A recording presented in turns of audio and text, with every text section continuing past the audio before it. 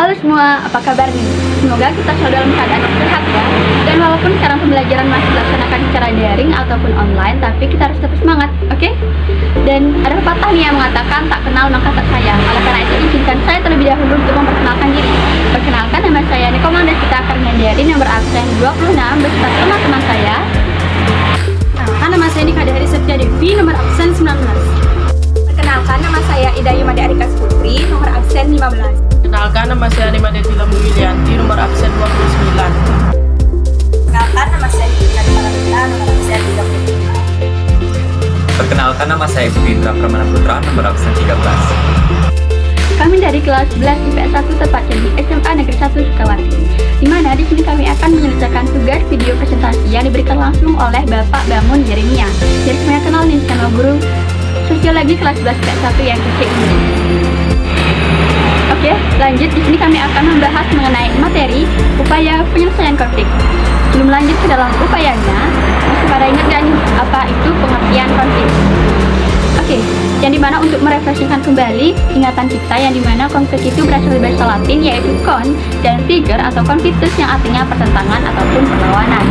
Jadi pengertian konflik secara umum itu adalah adanya pertentangan ataupun perlawanan baik itu ide, pendapat, paham maupun kepentingan di antara dua belah pihak ataupun lebih yang dapat berupa secara fisik maupun non fisik.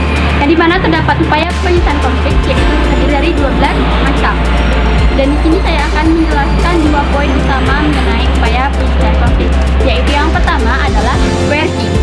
Yang dimana coercy dalam bahasa Inggris dikenal dengan nama coercion adalah salah satu upaya adjudikasi yang dapat dilakukan melalui paksaan baik secara fisik ataupun non fisik kepada pihak-pihak yang terlibat. Yang dimana ciri-ciri penyelesaian konflik secara coercy ini yaitu yang pertama itu adanya permasalahan, yang kedua melibatkan dua belah pihak ataupun lebih, yang ketiga yaitu tentu adanya paksaan, dan yang keempat yaitu menggunakan kekuatan ataupun kekerasan fisik. Adapun contoh upaya penyelesaian konflik dengan cara coercy ini adalah adanya isu yang terjadi pada belakangan ini, yaitu antara konflik yang terjadi antara Rusia dengan Ukraina, yang dimana terdahulunya Rusia dengan Ukraina ini adalah satu wilayah. Namun karena adanya beberapa hal yang menyebabkan mereka berpisah, dan Rusia ini mempunyai permasalahan dengan Amerika Serikat.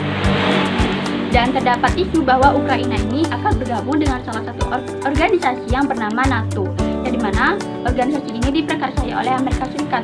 Dan mendengar hal tersebut yang menyebabkan Rusia pun marah, karena ketika Ukraina akan bergabung dengan organisasi NATO itu dapat mengancam integrasi dari negara Rusia, sehingga yang menyebabkan Rusia memaksa Ukraina agar tidak bergabung dengan organisasi NATO, atau tidak Rusia akan mengumumkan peperangan dengan Ukraina. Dan peperangan ini adalah salah satu contoh dari upaya penyelesaian konflik dengan cara coercy. Ataupun contoh yang lebih sederhananya nih, misalkan terdapat seseorang yang ingin meminjam uang di bank, yang dimana dia menggunakan jaminan tertentu, namun ketika kewajiban mengangsurnya tidak dapat dipenuhi dengan baik, maka pihak bank dapat dan berhak untuk memaksa sang debitur untuk menjual aset-aset atau jaminannya tersebut. Upaya penyelesaian konflik selanjutnya adalah kompromi, yang dimana kompromi dikenal dalam bahasa asing yaitu compromise, adalah salah satu upaya penyelesaian konflik yang dilakukan dengan melakukan hubungan sosial antara pihak-pihak yang terlibat, di mana hal ini dilakukan untuk mengurangi segala ketegangan yang ada hingga mendapatkan solusi yang tepat, ataupun istilah sejatinya nih, untuk mendapatkan atau upaya menyelesaikan perbedaan yang ada dengan melalui adanya suatu kesepakatan bersama atau adanya persetujuan atas kesepakatan tersebut. Contoh dari upaya penyelesaian konflik dengan cara kompromi ini yaitu adanya transaksi antara penjual dengan pembeli, dan di mana sang penjual menetapkan harga atau target tertentu kepada produknya, sedangkan sang pembeli ingin mendapatkan produk tersebut dengan harga yang lebih murah, sehingga terjadilah kompromi antara kedua belah pihak untuk mendapatkan kesepakatan harga yang pantas atau yang cocok.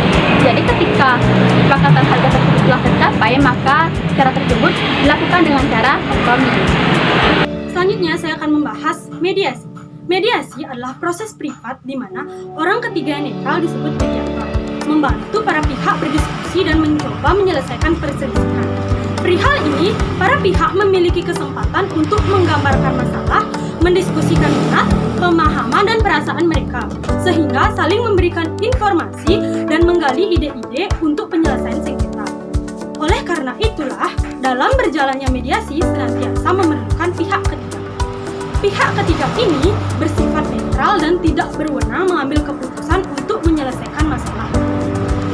Contoh mediasi dalam keseharian adalah konflik yang biasanya terjadi di sekolahmu antar teman sekelas. Mereka akan dipanggil oleh guru ke ruangan bimbingan konseling dengan tujuan untuk menyelesaikan konflik. Di sini peran guru tersebut adalah sebagai pihak ketiga atau mediator dan bersifat netral. Selanjutnya saya akan membahas arbitrase. Arbitrase atau arbitration yaitu cara penyelesaian konflik sosial yang dilakukan untuk mencapai sebuah kompromi dengan melalui jembatan pada pihak ketiga. Yang tentu saja pihak ketiga ini bersifat formal karena pihak-pihak yang bertikai tidak mampu menyelesaikan masalahnya sendiri. Sehingga pihak ketiga ini bisa mengambil keputusan. Contoh sederhana arbitrase adalah ketika dua orang yang bercerai tidak dapat menyetujui persyaratan dan mengizinkan pihak ketiga masuk untuk membantu mereka bernegosiasi. Segregasi adalah penyelesaian konflik di mana tiap-tiap pihak mampu untuk memisahkan diri dan saling menghindar untuk mengurangi ketegangan. Sehingga hal ini setiap orang yang dapat menyelesaikan sengketa dengan kesadaran yang terbentuk. Contohnya seperti pemisahan area pemukiman orang kaya dengan orang miskin serta perbedaan fasilitasnya. Berikutnya ada toleransi. Toleransi adalah suatu sikap saling menghormati dan saling menghargai antar kelompok yang bertikai atau berkonflik. Misalnya konflik antar umat beragama yang dapat dicegah dengan cara toleransi. Selanjutnya yaitu konversi.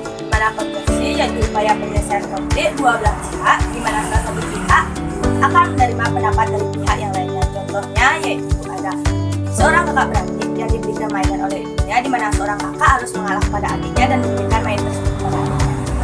Selanjutnya yaitu settlement di mana konflik ialah proses sosial atau interaksi sosial di antara dua belah pihak di mana menggunakan sistem akumulasi di mana kedua belah pihak tersebut saling memiliki kekuatan yang sama atau memiliki kekuatan yang sama rata, sehingga biasanya pertikaian ini akan berhenti dengan sendirinya. Contohnya yaitu dua orang teman di mana mereka mempunyai masalah dan mereka saling berdiam-diaman, saling tidak tegur sapa yang biasanya mereka tegur sapa. Dan biasanya orang yang seperti ini akan memiliki ego yang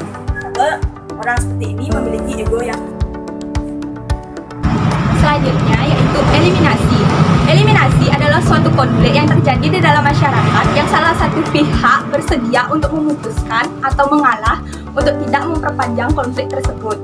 Contohnya seperti seorang anak yang bertengkar dengan temannya. Karena dia merasa pertengkarannya itu tidak ada hikmahnya, akhirnya dia memutuskan untuk tidak memperpanjang konflik tersebut. Yang selanjutnya ada keputusan mayoritas, yaitu penyelesaian konflik dengan mengambil suara terbanyak atau melalui voting di dalam suatu masyarakat, sehingga hasil keputusan tersebut memiliki ketetapan atau pertanggungjawaban secara bersama. Contohnya seperti pemilihan ketua kelas dan ketua OSIS yang dilakukan dengan cara voting untuk mencari suara terbanyak.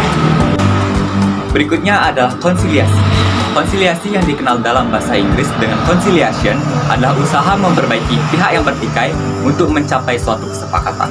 Konsiliasi merupakan mediasi yang bersifat lebih formal dan keputusan pihak ketiga dalam konsiliasi bersifat tidak mengikat. Oleh karena itulah, upaya-upaya penyelesaian konflik seperti ini biasanya dilakukan dengan memanfaatkan beragam tipe lembaga sosial yang tersedia di masyarakat. Adjudikasi yang dikenal dengan adjudication yaitu penyelesaian konflik yang dilakukan oleh pihak bertikai dengan menjalankan di lembaga hukum atau pengadilan.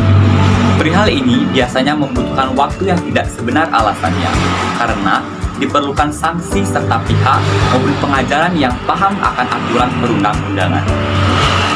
Contohnya seperti kasus korupsi, karena kejahatan yang satu ini tidak bisa diselesaikan dengan cara musyawarah, melainkan harus melibatkan berbagai pihak untuk menyelidiki dan mengumpulkan bukti-bukti yang bisa digunakan untuk menarik kesimpulan. Sekian presentasi mengenai upaya penyelesaian konflik dari kami. Jika ada kesalahan pemaparan kata ataupun pengucapan, permohonan maaf dan kritik saran sangat kami perlukan. Saya sebagai perwakilan kelompok menutup presentasi video kali ini dengan mengucapkan Paramasanti. Om Santi Santi Santi Om.